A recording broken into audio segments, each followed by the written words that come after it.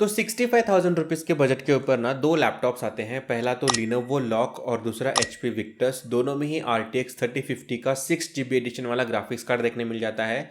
तो बहुत सारे लोग ना कंफ्यूज्ड है दोनों में से कौन सा उनके लिए बेस्ट होगा। ये वीडियो पूरा देखिए, मैं गारंटी देता हूँ आपको आपकी सारी कन्फ्यूजन क्लियर हो जाएगी, क्योंकि मैंने इसमें बहुत ही ज़्यादा डिटेल में सब कुछ कवर करके रखा है। तो सबसे पहले कंपेयर करते हैं इन दोनों की CPUs को।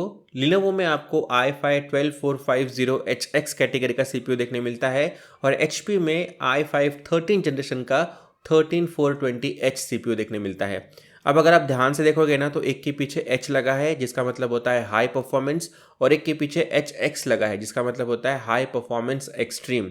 तो HX H से थोड़ा सा ज़्यादा बेटर होता है। बाकी अदर डिटेल की बात करें तो दोनों में ही आपको 8 कोर का CPU देखने मिलता है, जिसमें से 4 परफॉर्मेंस कोर है और 4 एफिशिएंसी कोर है। Lenovo वाले CPU में आपको मैक्सिमम फ्रीक्वेंसी 4.4 गीगाहर्ट्ज की मिलती है, वहीं पर HP पे 4.6 गीगाहर्ट्ज की मिलती है। मैं आपको कुछ बेंचमार्क्स दिखाता हूं ताकि आपको समझने में आसानी हो। तो इस बेंचमार्क टेस्ट को देखने के बाद आपको ये समझ में आएगा कि single core performance i5 13 generation में आपको थोड़ी सी ज़्यादा बेटर देखने मिलती है, और मल्टी कोर परफॉर्मेंस आपको i5 12th generation HX CPU में ज़्यादा बेटर देखने मिलती है। तो यहाँ पे पिक्चर क्लियर हो जाती है, HP में आपको थोड़ा सा बेटर CPU देखने मिलता है। बात करें हम रैम की तो Lenovo लॉक में आपको 16 GB की सिंगल स्टिक DDR5 की रैम देखने मिलती है, जो कि 4800 मेगाहर्ट्ज पे ट्यून्ड है, और HP Victus में हमें ड्यूअल चैनल 16 GB DDR4 की रैम देखने मिलती है। अब देखो इसमें ना थोड़ा सा एक पंगा ये हो जाता है कि HP में सिर्फ 2 ही स्लॉट है रैम को एक्सपांड करने के लिए। तो अगर आप रैम को एक्सपांड करना चाहते हो तो आपको एग्जिस्टिंग रैम को निकाल के उसे रिप्लेस करना पड़ेगा।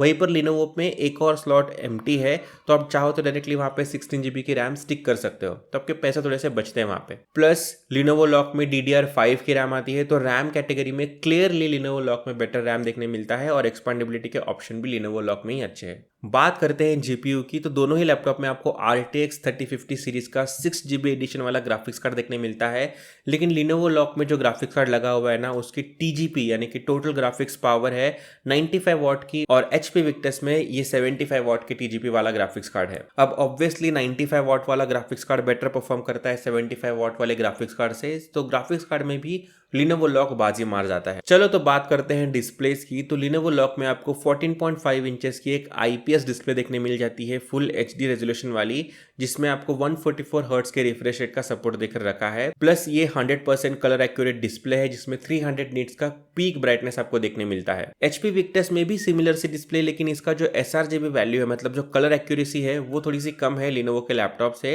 और HP Victus में मक्स स्विच भी नहीं आता। देखो मक्स स्विच बेसिकली एक स्विच की तरह काम करता है। अगर CPU को ज्यादा FPS वगैरह पुश करने हो ग्राफिक्स कार्ड से, तो वो डेडिकेटेड ग्राफिक्स कार्ड से आउटपुट लेता है, और वहीं पर उसे ज्यादा बैटरी बैकअप देनी होगी तो वो डिस्प्ले आउटपुट को इंटीग्रेटेड GPU से डिस्प्ले आउटपुट देता है। तो बैटरी मैनेजमेंट करते समय ना मक्स स्विच का होना थोड़ा सा बेटर होता है, और थोड़ा सा फ्यूचर प्रूफ भी ये टेक्नोलॉजी है। तो डिस्प्ले में भी क्लियरली Lenovo विनर निकल के आता है। अब बात करते हैं पोर्ट्स एंड कनेक्टिविटी की, तो Lenovo लॉक में आपको एक USB-C पोर्ट देखने मिलता है, जो कि 140 वाट के पावर डिलीवरी को सपोर्ट करता है। प्लस आप USB-C से डिस्प्ले आउटपुट भी ले सकते हो।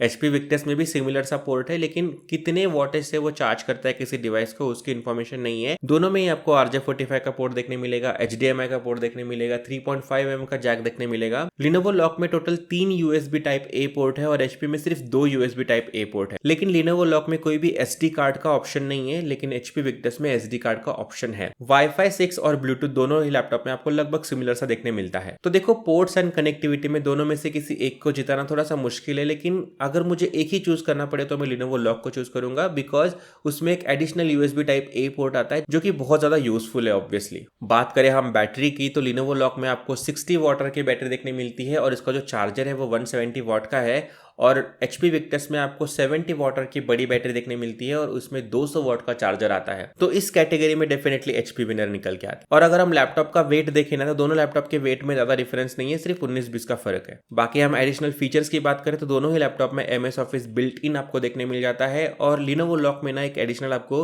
3 मंथ्स का गेमिंग पास एक्स्ट्रा देखने मिल जाता है, जो कि अगर आप सेपरेटली खरीदने जाओगे थोड़ा सा आपको 1000-1200 रुपए लग सकते थे, लेकिन Lenovo लॉक में वो पहले से आपको मिलता है। तो यहाँ तक आपको क्लैरिटी डेफिनेटली मिल गई होगी। अगर आप बैटरी और CPU इन दो डिपार्टमेंट को छोड़ दो ना, तो Lenovo हर एक डिपार्टमेंट में HP Victus से ज्यादा बेटर निकल के आता है। ये वीडियो अगर अच्छा लगा हो तो प्लीज लाइक कर देना, कुछ फीडबैक हो तो कमेंट कर सकते हो। जल्दी आपसे मिलूंगा अगले वीडियो में। Till then tata bye bye.